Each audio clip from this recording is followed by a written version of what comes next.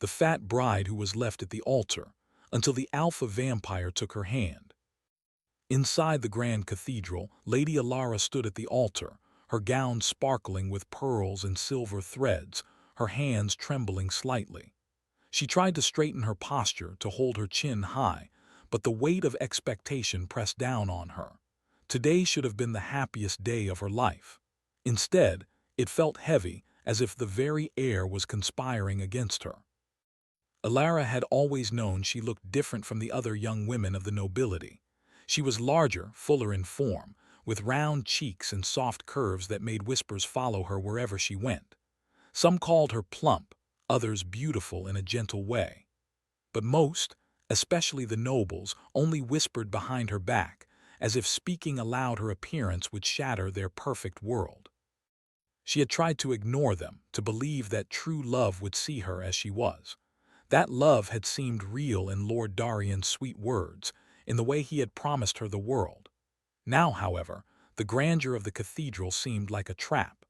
The polished stone gleamed under the sunlight streaming through the stained glass, the colored rays painting patterns on the floor like jewels. But for Alara, it only highlighted her fear, her uncertainty. She adjusted the veil over her hair and forced a small smile. Guests filled the pews, their eyes full of expectation and judgment.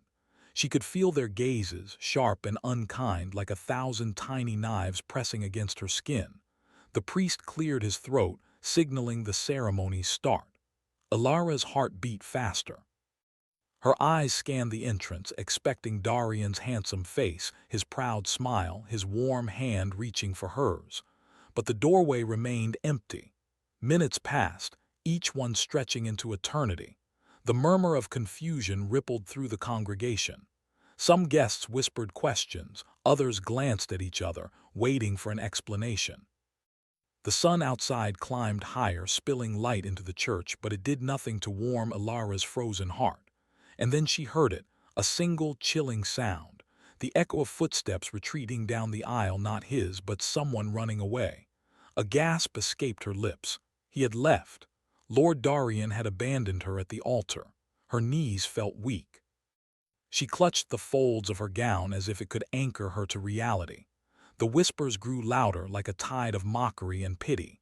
Faces turned toward her, faces she had considered friends, neighbors, or acquaintances. Now they only reflected the truth she had tried to ignore. She was alone, and the world had watched as she was rejected. Her chest ached, a mixture of humiliation, anger, and heartbreak twisting inside her. She wanted to scream, to demand answers, to strike at the lies and betrayals that had brought her to this moment. But no sound came. Only tears, slow and bitter, traced their paths down her cheeks. Finally, unable to bear it, she ran. She stumbled through the church doors, past the flowers, past the shocked gasps of the guests, and into the cold fog outside. The world felt unreal, dreamlike, and cruel. Every whisper, every stare, felt like a weight pressing her to the ground. The town streets were empty, silent witnesses to her flight. She ran blindly, ignoring where her feet took her, until the familiar houses and cobblestones of the village disappeared behind her. She entered the forest, thick and shadowed, its trees tall and dark like guardians of a secret world. The fog twisted through the branches, curling around her like smoky fingers, guiding her deeper into the unknown. Alara's breath came in shallow gasps. She didn't know how long she had been running, nor did she care. All she wanted was to escape from the humiliation, from the whispers, from the world that had deemed her unworthy. The forest seemed endless, a labyrinth of shadows and mist. Her fingers brushed against the rough bark of trees as if seeking some anchor, some proof that the world was real. Then, just as her legs began to tire and her spirit to falter, she noticed a light ahead. It was faint, silver, and unnatural, almost like moonlight trapped in a lantern. The air around it seemed colder, thicker, and the forest felt unnaturally silent. No birds sang, no wind whispered through the leaves. Alara slowed, her curiosity mingling with fear. She stepped closer and saw him. Kalen. He emerged from the shadows like a creature born of night itself. His skin was pale, flawless, his eyes a piercing shade of silver that seemed to look directly into her soul. His hair was dark as the midnight sky, falling over his shoulders in soft waves. He wore a long coat of black velvet, trimmed with silver embroidery that glimmered faintly in the dim light. Around him the air shimmered as if the world itself bowed to his presence. Alara froze. Fear gripped her, sharp and sudden. This was no man she had ever known. He was tall, commanding, and his presence exuded a power that made her knees weak. Yet, at the same time, there was something magnetic about him. Something that called to the deepest part of her, the part that still dared to dream of love despite the day's cruelty. "You are far from the roads of men," Kalen said, his voice low, smooth, and chilling. It carried authority, yet there was a softness underneath, a whisper of understanding. Alara swallowed hard. I was," her words faltered. She could not explain the shame, the betrayal, the emptiness that pressed against her chest. Kalen stepped closer. The shadows around him shifted like living smoke, swirling and curling in response to his movement. "I know why you have run," he said. "You have been abandoned, humiliated, left to believe you are less than what you are." His eyes softened just slightly. "But you are not what they say. You are more." I am nothing." Alara shivered, not from cold but from the intensity of his gaze. She wanted to retreat, to turn back to the world she had known, even with its pain. But another part of her, a part she had long ignored, stirred. This part, the part that still dreamed, that still hoped, that still believed in her own worth, wanted to step forward. Kalen extended a hand. His fingers were pale and long, elegant like the limbs of some ancient tree.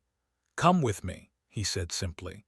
"There is a world beyond theirs, one where you will not be judged for what they see on the surface, a world where you will be understood." She looked at the hand, at the shadowed figure who seemed to embody both danger and safety. She thought of the day she had been abandoned, the humiliation, the whispered judgments. And she thought, perhaps for the first time in her life, of herself, not what the world had said she was, but what she could be. Finally, trembling, she reached out. Her fingers brushed against his. The cold touch sent a shiver through her, but it was not unpleasant. It was alive, potent, full of promise and danger. You will not leave me to be mocked again?" she asked, her voice barely above a whisper. Kalen's silver eyes met hers. "I do not abandon," he said simply. "Not those who have the courage to see themselves." The fog swallowed them both, and the forest seemed to hold its breath, waiting. Something ancient, powerful, and eternal stirred in the shadows. The world Alara had known had ended. A new one awaited her, full of mysteries, peril, and the faintest promise of love. And in the distance, the first howl of the night wind carried through the trees, a warning, a welcome, and a beginning. The forest grew darker as Alara followed Kalen, the mist curling around them like living fingers. Every step seemed to carry her farther from the world she had known, and closer to one she could never have imagined. The ground beneath her feet shifted from mossy soil to smooth, black stone, and the trees thinned, revealing a jagged mountain rising from the fog. At its peak sat a castle unlike any she had ever seen.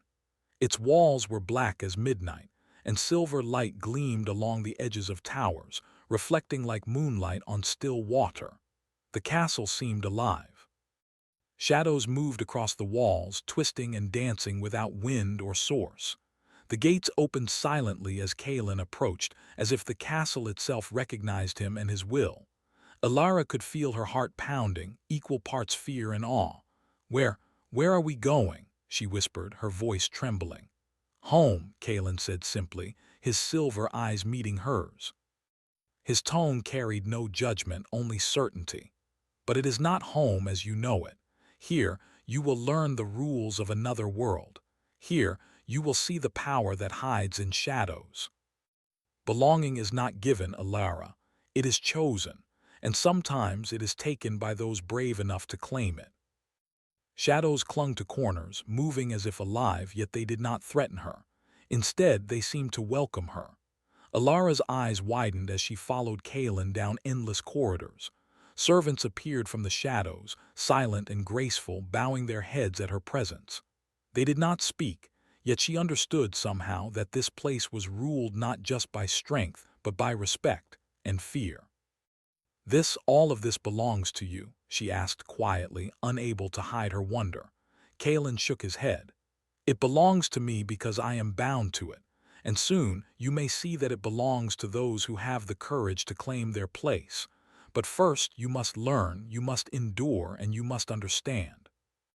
The walls were lined with shelves of old books, scrolls, and objects she could not name. A fire burned in the hearth, yet the room remained cool, as if the flames were for light and not warmth. You will rest here, Kalen said, gesturing to a bed draped in deep purple silk. And in the morning, you will begin to learn what it means to exist in my world. The fire's light flickered against the walls, casting shadows that seemed to move on their own. Her mind raced with questions. Why had he chosen her? Why did he see something in her no one else had? And most importantly, could she trust him? Eventually, exhaustion claimed her and she drifted into a restless sleep. When she awoke, the room was bathed in silver light from the moon. Kalen stood near the window, his figure tall and imposing, yet calm. He turned as she rose. Today begins your training, he said. You will not be a guest here forever. You will be a participant in our world, or you will remain outside, powerless and afraid. The choice is yours. Kalen's eyes flickered with approval. Good, courage is the first step. Servants moved like shadows, silent and efficient, their eyes watching her with curiosity. This castle is not just walls and towers, Kalen explained. It is a living being. It protects me, it tests me, and it will test you as well. Never forget that. Here she felt different. She felt as if the walls themselves were measuring her, judging her, and waiting to see if she would rise or falter. The first lesson came quickly. Kalen led her to a practice hall, its floor black marble that reflected the faint silver light. He handed her a simple wooden dagger. You will not learn to fight in the same way as a knight, he said. This is about more than strength. It is about presence, about understanding the balance between fear and control, between power and restraint. Not with anger or cruelty, but with precision and patience. He corrected her stance, her movements, her focus. At first she faltered at every step, every swing, every attempt. She felt clumsy, foolish, and more aware than ever of her size, her awkwardness, her perceived imperfections. But Kalen never mocked her. His gaze remained steady, sometimes cold, sometimes almost gentle. Slowly she began to see a rhythm, a flow to the movements he taught. She began to feel her body as more than weight and curves. She felt strength, balance, and capability she had never known she possessed. Hours passed, and the moon climbed higher in the sky. Sweat beaded her forehead and her arms ached, but a spark of pride ignited inside her. Kalen nodded once approvingly and she felt something stir, a connection, a recognition, a silent acknowledgement that she was not weak, not unworthy. Later, he took her to the library. Shelves towered above them, filled with books and scrolls of magic, history, and power. Kalen gestured to a chair. Knowledge is as important as strength, he said. You must understand our world, our rules, and the forces that move unseen. The more you learn, the safer you will be, and the more you will understand yourself. Kalen watched her closely. You have courage, he said quietly, and more than that, a spark that refuses to die. She had been abandoned, humiliated, and doubted by the world, but here, in this dark castle, someone saw her for what she truly was. Not just her size, not just her appearance, not just her fear, but her heart, her courage, her potential. Days passed and the training continued. Kalen introduced her to the castle's inhabitants, creatures both human and otherwise, beings bound by loyalty, secrecy, and power. Some whispered warnings, others observed silently, but all recognized her presence as unusual. She learned the language of the castle, the subtle signs of respect and warning, and the intricate dances of power and caution. Through it all, Kalen remained a constant. He never forced her, never mocked her, never allowed her to forget her place, but neither did he allow her to forget her value. He challenged her, pushed her, and yet guided her with a hand that was both commanding and protective. One evening, after weeks of training, they stood together in the highest tower. The moon shone brightly, silver light spilling across the valley below. The air was cold and crisp, carrying the scent of pine and frost. "You have done well," Kalen said quietly, almost to himself. "You have learned more than I expected and more than they would have allowed. Not just the castle, not just your world, but myself."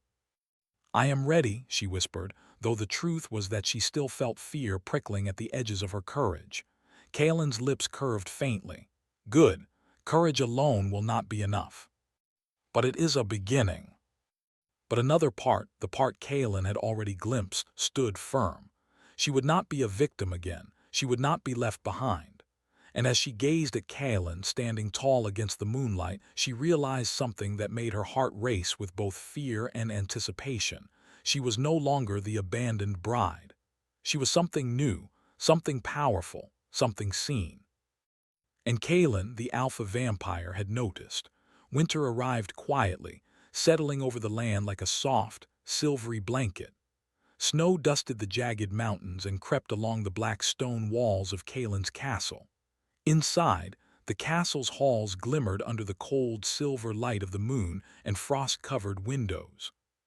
Shadows seemed deeper now, twisting and curling like living things, yet they no longer frightened Alara. She had grown accustomed to their presence, to the way they moved in rhythm with the castle itself. But the castle was not just a place of shadows and silence. It was a place of judgment. Not all who resided there welcomed her, and not all whispered kindness. Some of the vampire courtiers had already begun to question her worth, murmuring doubts behind her back. She was human, larger than most, untrained in the ways of the court, and they had seen her arrival as an intrusion. Ilara's heart trembled as she entered the grand hall for the first formal gathering since her arrival. Long tables stretched along the polished floor, decorated with silver candelabras and frost-covered branches.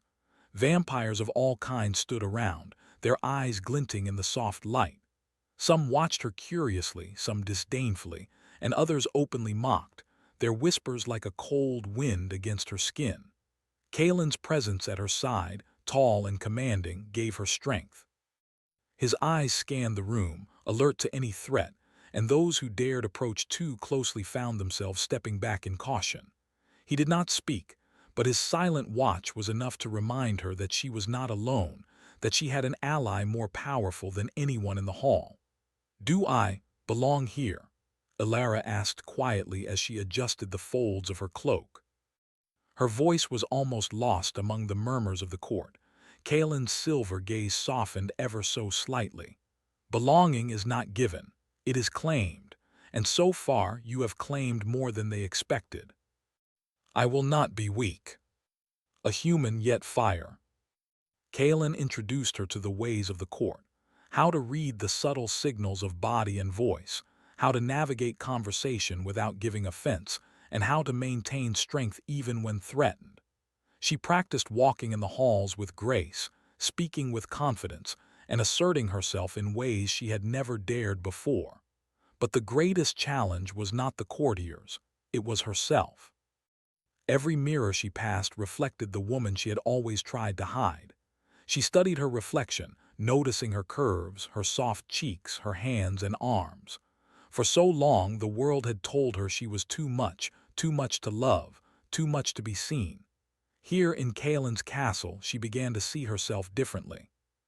She began to see the courage in her eyes, the determination in her posture, and the fire in her heart. Kalen watched quietly, his presence both steady and intimidating. Sometimes he would speak, his words precise and weighted. "Do not let their judgment become your own. You are more than the world says. You are what you choose to be."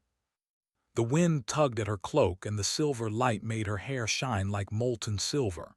"You have changed," Kalen said quietly, his voice low, almost a whisper against the night. "Do you feel it? But courage is not the absence of fear. Courage is standing despite it." The wind was sharp, the snow glittering like tiny diamonds and the forest stretched endlessly below. She thought of the church, the whispers, the shame. And she thought of Kalen, his hand extended, his eyes seeing her in ways no one else had. A strange warmth bloomed in her chest, a mix of gratitude, awe, and something more, something she was not ready to name. The next morning brought a new challenge. A rival clan of vampires arrived at the castle, their presence announced by the sudden hush that fell over the halls. They were known for cunning and cruelty, and their arrival immediately put Alara on edge. She had heard stories, how they tested newcomers, how they sought to undermine Kaelin's rule, how they looked for weaknesses to exploit. Kaelin sensed her tension and placed a hand lightly on her shoulder. "Do not let them see your fear," he said. "Fear is like fire, they will use it against you. Show them your resolve and they will respect you, even if they do not like it." Their leader, a tall vampire with pale skin and eyes like black ice, glared at her with open disdain. "You brought a human," he sneered, his voice sharp as knives. "A human of unusual size, no less. Do you think she belongs in our world?" She met his gaze calmly, and in that moment she felt Kaelin's silent support like a shield around her. "She belongs," Kaelin said firmly, his voice carrying across the hall. "More than you will ever understand, and she will show you courage you cannot imagine." Alara could feel the eyes of every vampire in the room on her. Her heart pounded. She wanted to shrink back, to flee, to disappear. But then she remembered Kaelin's words, the lessons of the past weeks, and the fire growing inside her. She stepped forward, her voice steady. "I may be human, and I may not look like you, but I am not weak. I am not afraid to face what comes. And I will learn, grow, and stand as I must." She had faced not just the rival vampires, but her own fears, and she had survived. That night, Kaelin found her in the practice hall where she was quietly training with her wooden dagger. He observed her silently for a long time before speaking. "You have courage and you have heart," he said. "But there is more within you, more fire, more strength, more light. Do not fear it. Do not hide from it." It was hope. It was courage. It was a beginning. Days passed and the bond between them deepened. They shared quiet moments in the moonlit halls, long walks through the snow-dusted courtyards, and discussions of strategy, history, and the unseen forces that shaped their world. Alara began to understand Kaelin not just as a powerful vampire, but as a being with his own fears, regrets, and hidden desires. And Kaelin began to see her not as a fragile human, but as someone capable of remarkable strength, resilience, and insight. Yet danger lingered. Whispers of rebellion among the rival clans grew louder. Some of the courtiers plotted in shadows, testing Alara, seeking weaknesses they could exploit. The castle, for all its protection, could not shield her from the eyes that watched, waiting for a misstep. One evening, as snow fell in thick, glittering flakes outside the windows, Kaelin took her hand. His touch was cold but steady. "Alara," he said quietly, "the trials will come. You have learned much, but there is still more ahead. You will be tested not just in body but in heart. And when that time comes, you must choose who you will be and what you will fight for." Greater challenges awaited, and the choices she made could change everything, for herself, for Kaelin, for the castle, and for the world she was beginning to inhabit. She squeezed his hand lightly, determination burning in her eyes. I will not falter. I will stand and I will fight, for myself and for you." "Good," he murmured. "The heart must be strong even in the face of shadows, and your heart, I believe it is stronger than you know." She had learned in the short time she had been here that strength came not from size, beauty, or birthright, but from courage, choice, and heart. And the night was far from over. The castle seemed quieter than usual as dawn broke, the pale light of winter casting long shadows across the black stone walls. But the calm was only an illusion. Rumors had spread through the vampire lands. Rival clans were moving, plotting, testing Kaelin's rule, and watching for weakness. Alara felt it in her chest, a tight knot of anxiety that refused to loosen. Kaelin entered her chamber silently, his presence filling the space like a shadow stretched long. His silver eyes held a storm beneath the calm. "They are coming," he said quietly. "Tonight the rival clan moves against us. You must be ready." Snow fell thick and silent, covering the courtyard in a soft, deceptive calm. Shadows moved through the trees surrounding the castle, figures cloaked in black, eyes glinting with malice. Ilara's breath came in short bursts, but she stayed close to Kalen as he led the way to the balcony overlooking the courtyard. "They are strong," Kalen murmured, "and cunning. But we are stronger if we act together." Observation and patience had always been her strength, even in the village where she had been judged. Perhaps now, in this strange new world, it could serve her well. The first attack came as darkness fell fully. Figures leapt over the courtyard walls, moving with unnatural speed and precision. Kalen's presence was immediate and commanding. Shadows bent and shifted around him as he confronted the attackers, his power visible even in the dim light. His movements were fluid, deadly, yet precise, every action measured, every strike effective. Ilara felt a surge of fear, but also awe. This was the world he inhabited, and now she was part of it. She tightened her grip on the wooden dagger Kalen had given her during her training, remembering his lessons: presence, awareness, and control. One of the rival vampires moved toward her, a sneer on his pale face. Ilara froze for a heartbeat, but then she remembered Kalen's words. She shifted her stance, balanced her weight, and moved with unexpected speed, using the dagger to parry his advance and push him back. It was not a killing strike, it was a test, a display of skill and courage. Kalen's eyes met hers briefly, and she saw a flicker of pride. The small gesture, almost imperceptible, gave her strength. She was no longer merely the frightened human. She was a participant, a fighter, a presence in this world that could not be ignored. The battle continued through the night. Snow swirled around them like a storm, covering tracks and blurring shapes. Ilara found herself moving alongside Kalen, anticipating the movements of their attackers, reacting quickly to threats, and even guiding some of the castle's defenders with her insight. At one point, she spotted a rival vampire trying to flank Kalen. Without thinking, she shouted a warning and stepped forward, placing herself between Kalen and the attacker. The vampire hissed, surprised by her courage, and Kalen turned just in time to neutralize the threat. "Ilara!" Kalen's voice was low, carrying a mixture of concern and something deeper, almost admiration. "You risked yourself. I want to protect, not just watch." And in that moment, she realized that she had grown, that she had become someone capable of standing in the face of fear, in the heart of danger. Hours passed, and the rival clan was forced to retreat. Snow covered the courtyard in a blanket of white, erasing traces of battle. Ilara's body ached, her hands were raw, and her breath came in ragged bursts. Yet she felt alive in a way she had never experienced before. Fear had been present, but it had not controlled her. Courage had, strength had, and she had done it not for fame, not for praise, but because she had chosen to act. Kalen led her inside, to the warmth of the great hall. Candles flickered in the stone sconces, and the fire in the hearth roared to life as if welcoming them back. He observed her carefully, noting the exhaustion in her stance, the fire in her eyes. "You have done well," he said quietly, placing a hand lightly on her shoulder. "More than well. You have faced fear, danger, and yourself, and you have not faltered. You guided me, showed me how to be strong."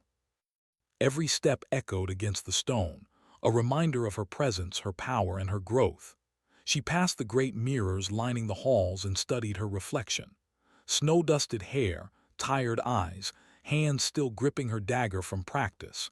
It was the image of a woman who had faced a night of peril and survived. And she realized she had not only survived, she had acted. Kalen appeared silently beside her as always. "You walk in the shadows even when the night is over," he observed. Ilara smiled faintly, a mix of fatigue and pride in her expression. I can't sleep. Not yet. My mind is still racing." A test of heart. Something that told her she was no longer the abandoned bride, no longer the human measured by others' judgment. She was something more, someone more. The next day, the castle buzzed quietly with whispers of the previous night's events. Some courtiers were awed, others suspicious, but all had noticed Alara's presence, her courage, and her quick thinking. She moved through the halls with a new confidence, her head held high, her steps measured and sure. Kaelin watched her silently, always near, always observant. There were moments when their hands brushed, and a warmth spread through her that had nothing to do with the fire in the hearth. She could feel his attention, his protection, and something else, something unspoken, yet undeniable. Later in the private training chamber, Kaelin approached her with a quiet intensity. "You have grown," he said, "not just in skill but in presence, in heart. Do you understand what that means? You will never feel ready, but courage will guide you, and heart will sustain you." Kaelin stepped closer, lowering his voice. "You are not alone, Alara. You have chosen to walk this path with me, and together we face what comes." But for the first time, Alara felt a spark of unshakable certainty. She would not run. She would not falter. She would face whatever came with courage, heart, and a bond that was growing stronger with every passing moment. And Kaelin, the alpha vampire, had chosen her not just for the moment, but for the journey that lay ahead. Winter's snow had melted into the first signs of spring, but the castle remained as imposing as ever, black stone glistening under the soft light of dawn. The halls were quiet now, the echoes of the past battles fading, but tension lingered like a whisper of wind through the towers. The rival clans had retreated, leaving the castle and its inhabitants in uneasy peace. Yet Alara knew better than to believe danger had ended.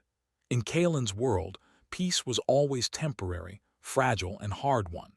She stood at the balcony overlooking the awakening forest, the wind tousling her hair and carrying the scent of pine and wet earth. Her eyes followed the treetops, imagining the unseen eyes of creatures lurking among them.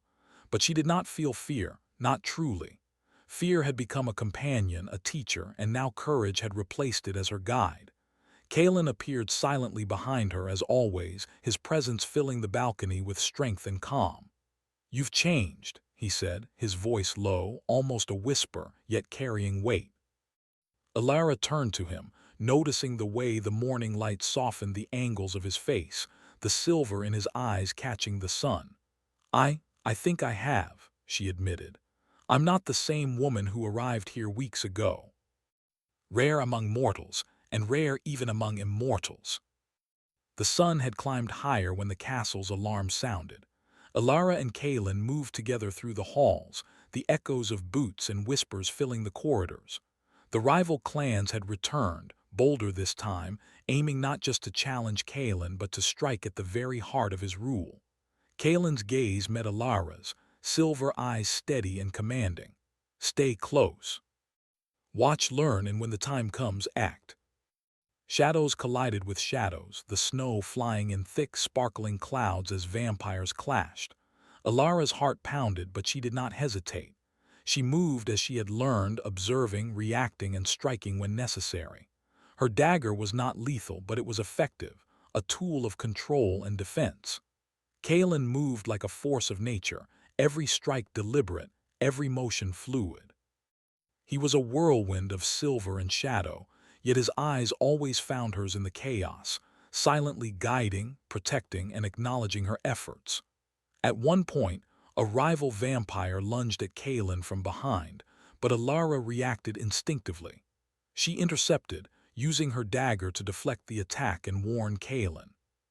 His gaze met hers briefly, and for the first time she saw not just approval, but something deeper, trust, reliance, and something she could not yet name. The battle raged for hours, but Alara no longer felt fear or doubt. She moved with purpose, confidence, and a strange exhilaration she had never known. Each action, each choice, each strike reminded her of the woman she had become, brave, capable, and seen. Finally, the rival clans were forced to retreat once more, leaving the courtyard littered with snow and the faint scent of tension. Alara's body ached, her muscles screamed in protest, but her spirit soared.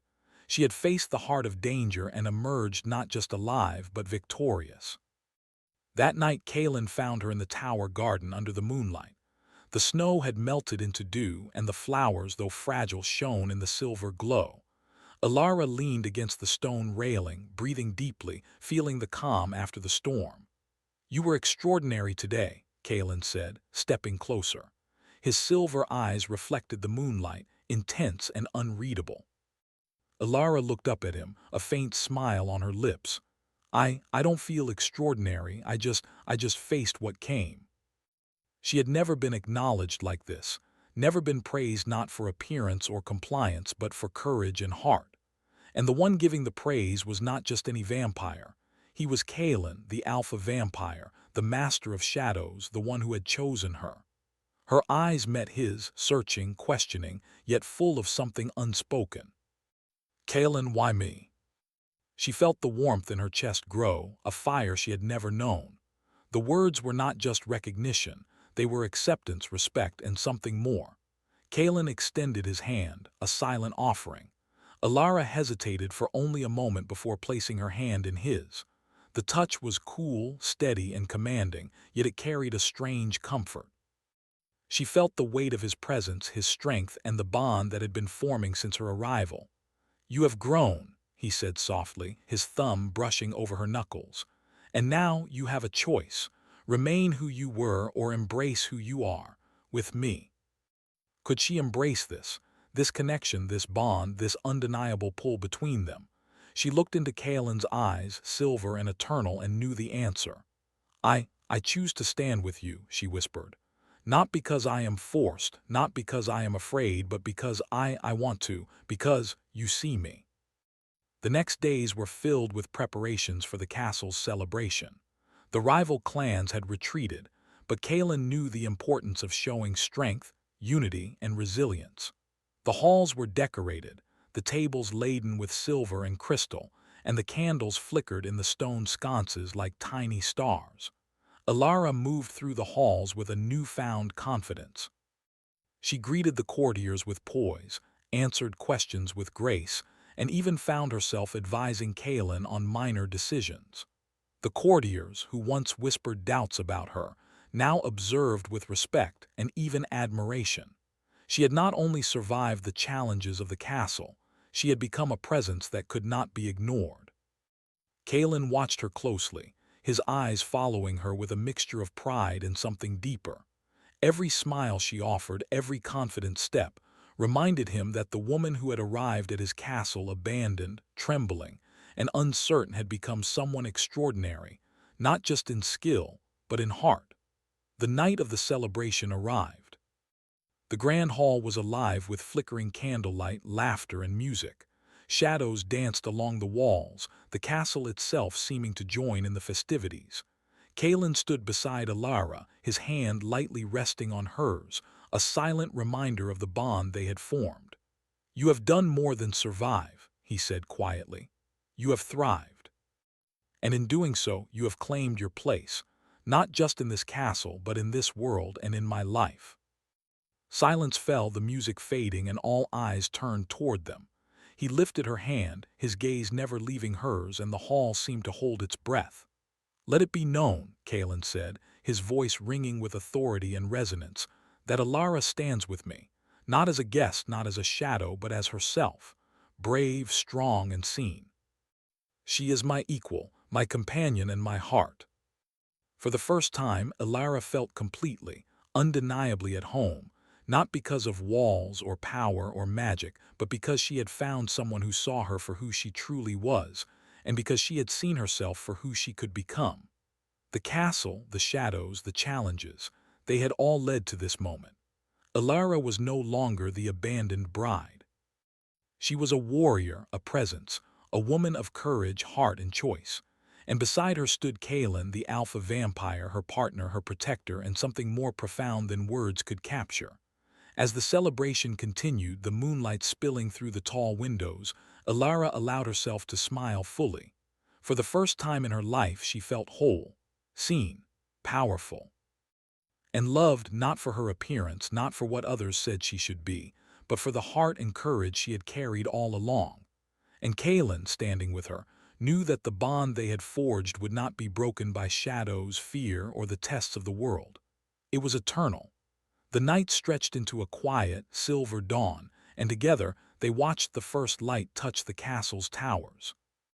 A new chapter had begun, not of abandonment or doubt, but of courage, heart, and a love forged in fire, snow, and shadow. Elara took a deep breath, feeling the cold morning air fill her lungs. "I am ready," she whispered, more to herself than anyone else. "For everything. Always." And for the first time in her life, Elara knew she would never be invisible again.